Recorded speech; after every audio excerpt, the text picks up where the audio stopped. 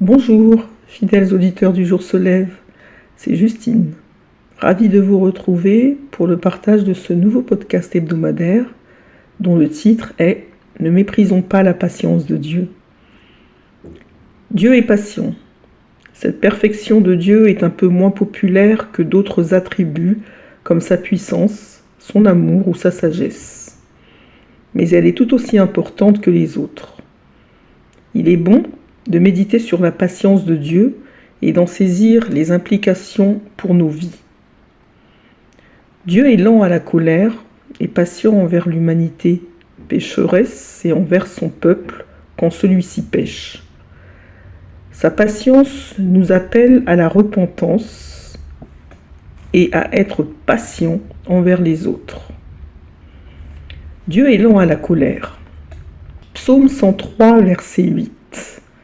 L'Éternel est miséricordieux et compatissant, lent à la colère et riche en bonté.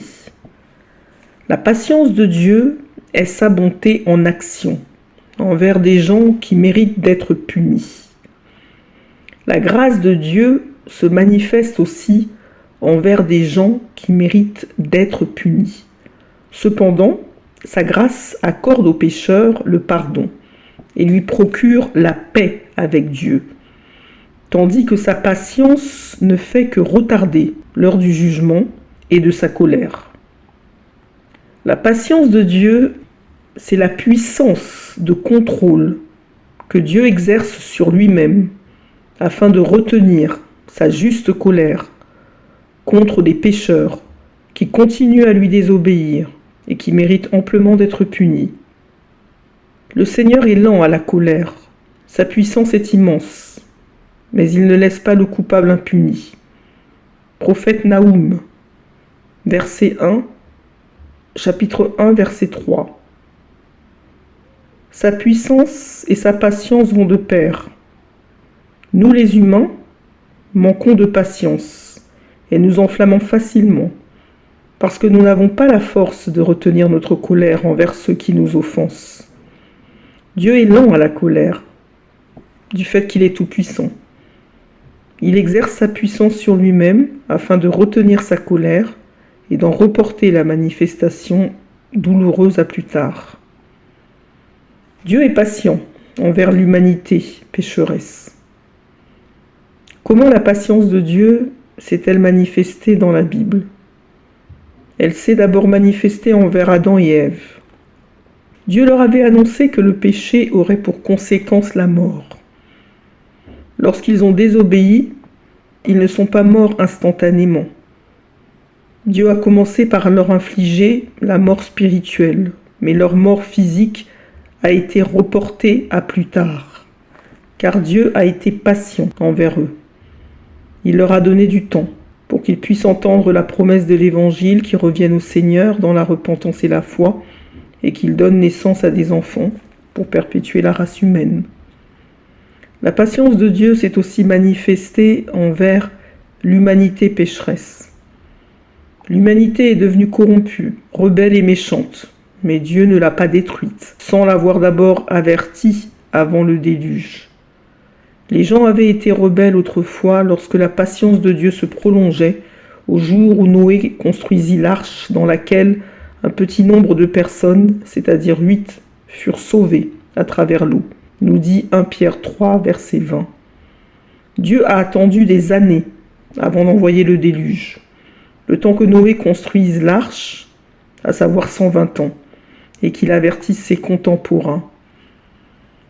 L'apôtre Paul dira plus tard dans l'Épître aux Romains que les païens adorent et servent les créatures au lieu du Créateur et qu'ils commettent les pires abominations contre nature. Cependant, Dieu n'utilise pas son épée pour exterminer tous les rebelles.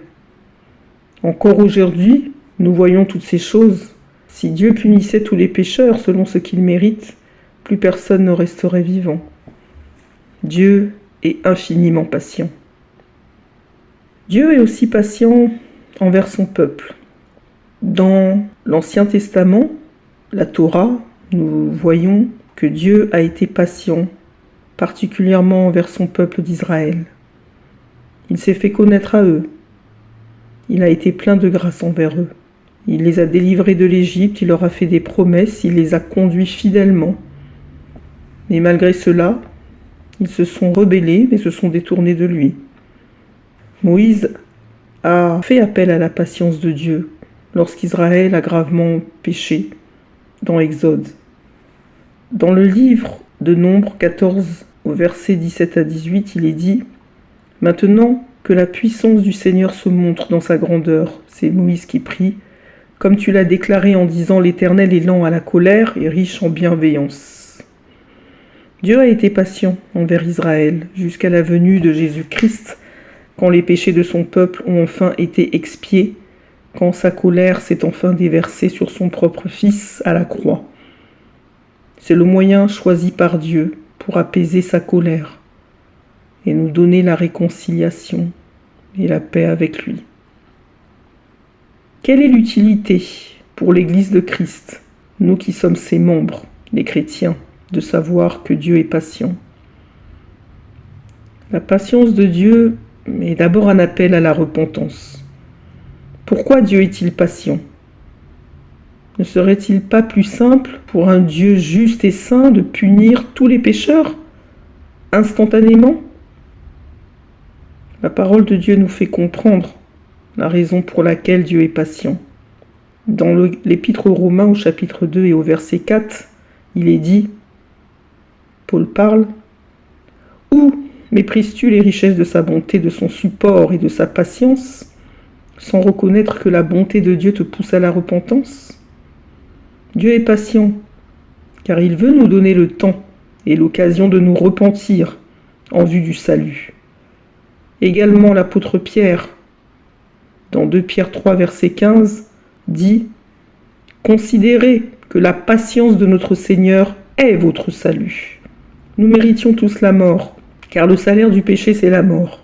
Mais Dieu est patient, et il demeure patient, car il veut accorder son pardon à tous.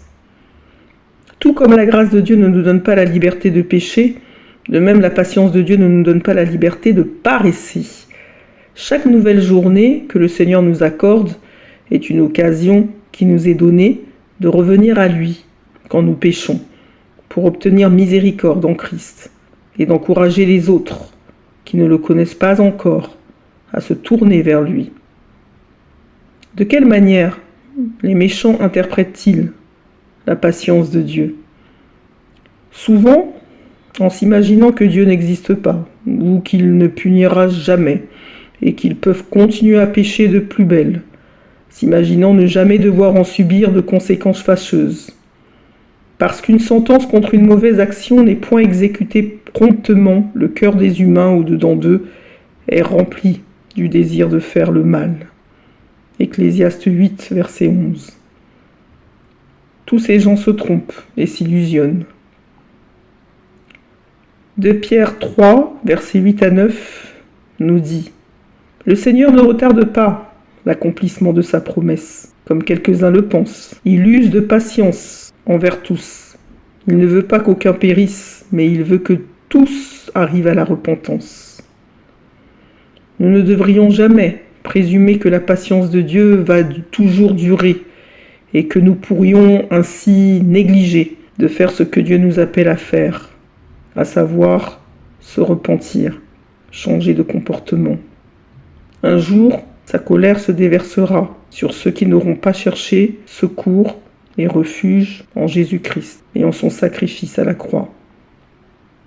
Pour conclure, mes bien-aimés, puisque notre Dieu est Père et patient, nous, ses enfants, nous devrions chercher à l'imiter. La patience fait partie du fruit de l'esprit que les croyants sont appelés à porter. Reconnaissons chacun que Dieu ne nous traite pas selon nos fautes, et par cela même, soyons patients également envers les autres. Selon Colossiens 3, versets 12 à 13, « Ainsi donc, comme des élus de Dieu, saints et bien-aimés, revêtez-vous d'humilité, de douceur, de patience. Supportez-vous les uns les autres, et faites-vous grâce réciproquement. » Notre attitude devant le péché des autres devrait ressembler à celle de Dieu. Cela ne veut pas dire que le péché devrait nous laisser indifférents, mais nous devrions avoir le désir, comme notre Père céleste, de voir les pécheurs se repentir. Il est facile pour les chrétiens de porter des jugements tranchants envers les autres. Nous manquons souvent de patience envers ceux qui commettent le mal, c'est vrai, ou envers ceux qui nous offensent, car nous n'avons pas le désir parfois de les voir se repentir et goûter eux aussi au pardon de Dieu. Aussi, lorsque nous sommes tentés de nous mettre en colère contre quelqu'un qui nous a causé du tort, souvenons-nous de la patience infinie de Dieu à notre égard. Quand nous considérons toutes les méchancetés que nous avons commises et que Dieu, malgré tout, nous a accordé sa grâce si abondante en Jésus-Christ, cela devrait nous pousser à être dans l'admiration, comme l'apôtre Paul le dit dans 1 Timothée 1, verset 16. Mais il m'a été fait miséricorde, afin qu'en Jésus-Christ, moi le premier, je montre toute sa patience pour servir d'exemple à ceux qui croiront en lui pour la vie éternelle. Rendons gloire à Dieu et reconnaissons sa patience et sa grâce envers nous. Soyez bénis. Amen.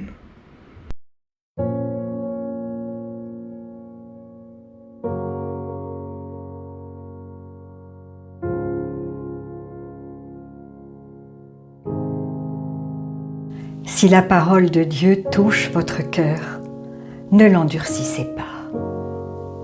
C'est Jésus qui se manifeste. Il vous dit, « Voici, je me tiens à la porte et je frappe. Si quelqu'un entend ma voix et ouvre la porte, j'entrerai chez lui. Je souperai avec lui et lui avec moi. » Alors, si vous n'avez pas encore fait de Jésus votre Sauveur et votre Seigneur personnel, vous pouvez maintenant le faire. Déclarez à haute voix et d'un cœur sincère: Père, je te remercie parce que tu as envoyé Jésus-Christ mourir sur la croix pour mes péchés. Et tu l'as ressuscité des morts. Je désire, du plus profond de mon cœur, recevoir ton pardon et être racheté par le sang de Jésus. Jésus, je t'accueille maintenant comme mon Sauveur et mon Seigneur. Je renonce désormais au péché et je veux te suivre tous les jours de ma vie. Au nom de Jésus. Amen.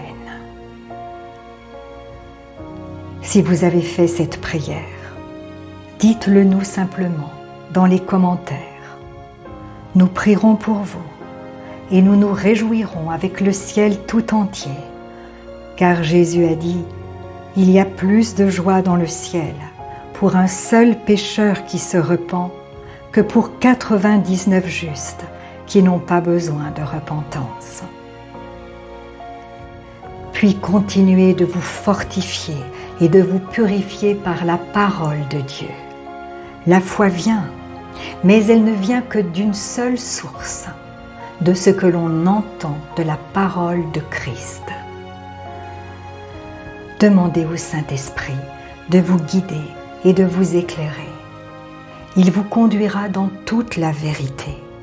Il vous équipera pour toutes les circonstances de votre vie.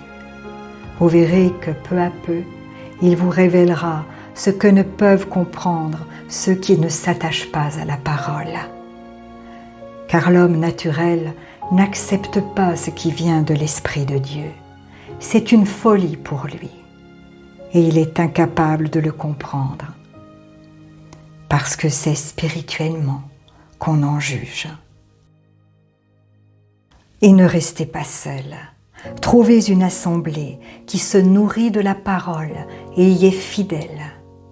Et s'il n'y en a pas autour de vous, demandez au Saint-Esprit de vous faire rencontrer des frères et sœurs qui, comme vous, ont le désir de connaître Jésus plus profondément, de l'aimer et de le servir tel que lui le désire. Et soyez vigilants dans les enseignements que vous recevez, car Jésus nous a avertis. Plusieurs faux prophètes s'élèveront et ils séduiront beaucoup de gens. Et en toute chose, faites une confiance absolue au Seigneur et vous serez richement bénis.